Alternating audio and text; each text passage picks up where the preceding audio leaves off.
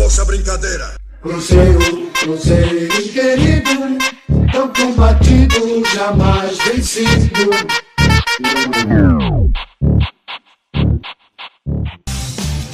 Alô, alô, muito boa tarde, nosso Globo Esporte já está no ar e hoje é dia de Seleça em campo, hein? Estamos em semana de data FIFA, papo pra daqui a pouco.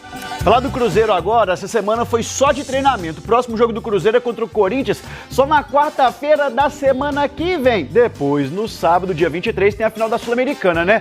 Vamos conversar agora com a Giovana Pires, que está na toca. E hoje rolou aquele treino aberto, né, Giovana? O que deu pra ver? Conta pra gente. Muito boa tarde. Ei, Marcelo, muito boa tarde para você também, boa tarde para todo mundo que acompanha a gente aqui no Globo Esporte. Foi o segundo dia de atividade do Cruzeiro desde a folga dada aos jogadores no início da semana. O que a gente viu por aqui foi a grande novidade do dia, a presença do volante Wallace no treinamento. Ele vinha sendo titular do Cruzeiro, só que ficou de fora da última partida contra o Criciúma, porque o departamento médico do clube identificou que tinha uma grande chance, um grande risco dele se lesionar na partida caso estivesse em campo. Então, por isso foi poupado pela comissão técnica, mas esteve hoje normalmente no treinamento. Os dois jogadores do Cruzeiro não estiveram nas atividades. Primeiro, o Rafa Silva, ele que não joga desde o jogo contra o Atlético Paranaense, ficou de fora, de acordo com o Cruzeiro, ainda está sentindo a coxa desde aquela lesão de junho. E o Álvaro Barreal, mais nada que preocupa. Seguinte, vamos ouvir agora o João Marcelo, zagueiro do Cruzeiro, que falou sobre a expectativa para a Sul-Americana.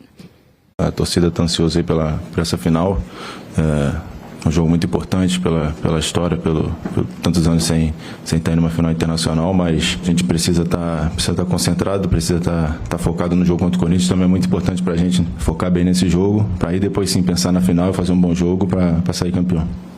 Ô Giovana, falando em final de Sul-Americano, o Cruzeiro garantiu a carga total de ingressos destinada aos seus torcedores, né? Como é que é isso?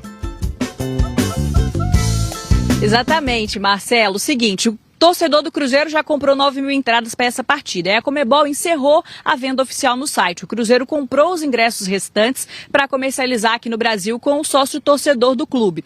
Então, o torcedor que ainda quiser marcar presença nessa partida vai precisar entrar em contato com o programa de sócio. Lembrando, importante destacar, Álvaro Barreal não tem nada, só estava na fisioterapia mesmo, já como planejado.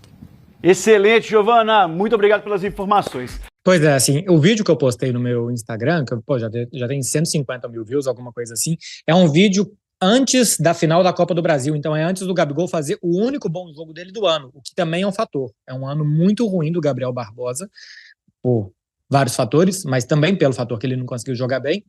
Então eu analisei mais fatores extra-campo. Os clubes de futebol, André, eu vejo eles como organismos vivos. Os clubes têm vida, têm alma.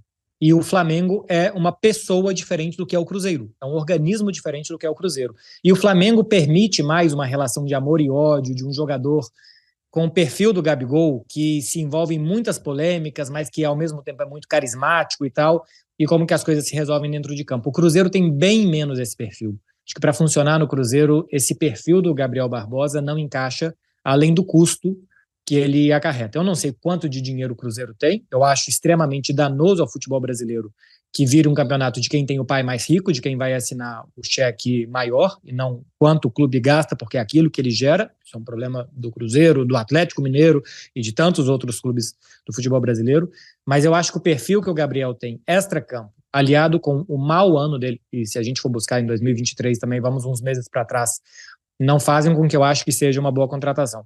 Ele é muito acima da média para o que o Cruzeiro tem e alguma coisa acima da média para o que o Brasil tem. Mas o dentro de campo, para mim, é um fator menos importante do que todo o pacote que traz o Gabigol, que eu acho que não combina com o ecossistema e com o organismo vivo que o Cruzeiro é. Eu concordo bastante com você e, inclusive, compartilho ali da opinião, se eu colocar na história o Corinthians, por exemplo, que foi um clube que apareceu aí como um futuro provável destino dele e tal. Apareceu o Palmeiras, num determinado momento apareceu o Corinthians, o Santos também, com essa história agora do Neymar e tal.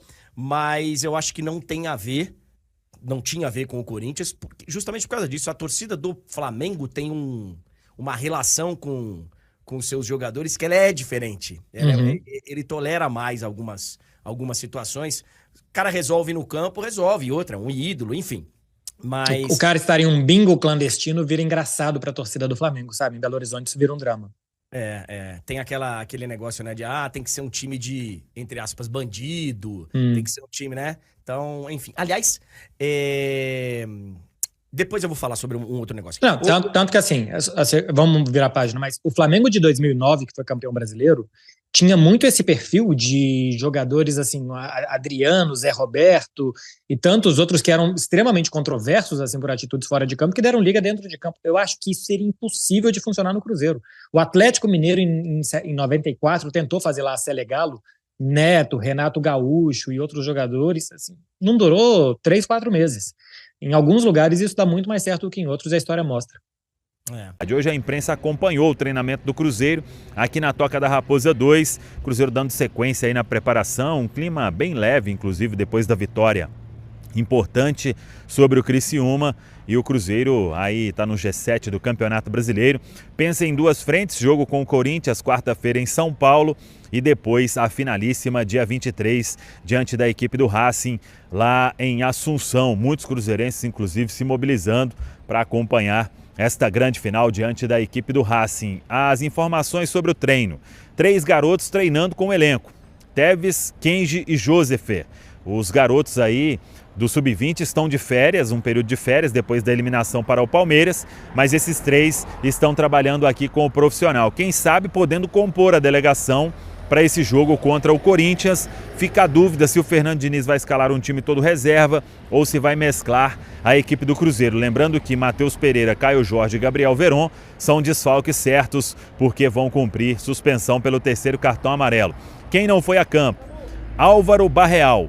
O Barreal, beleza, tamo junto. O Barreal, ele fez hoje um trabalho interno, mas as informações são de que ele não será problema para a sequência. O Juan Dineno segue o trabalho de recuperação, um longo trabalho, só volta no ano que vem. E o Rafa Silva também não foi a campo. Ele voltou a reclamar de um incômodo, está fazendo tratamento, fisioterapia, dificilmente terá condição aí de jogar contra o Corinthians. Ele não está totalmente fora dos planos pelas palavras do Fernando Diniz naquela coletiva. Mas, como ele está sentindo um longo tempo sem atuar, quando vai voltar a ficar à disposição? É difícil a gente ter essa resposta. Vai aí nesta reta final de contrato sem ter oportunidade, o Rafa Silva, principalmente depois daquela expulsão diante da equipe do Atlético Paranaense. A novidade hoje: o volante Wallace voltou a treinar com o grupo, tinha ficado fora do jogo diante do Criciúma, fez um trabalho ali mais de controle, porque após o jogo do Flamengo, os exames mostraram uma possibilidade de ter lesão caso ele atuasse contra o Criciúma, então ficou fora. Fez um trabalho específico e hoje voltou aos treinamentos aqui na Toca da Raposa 2. Tá falado, pessoal? Um abraço, até a próxima. Vamos que vamos!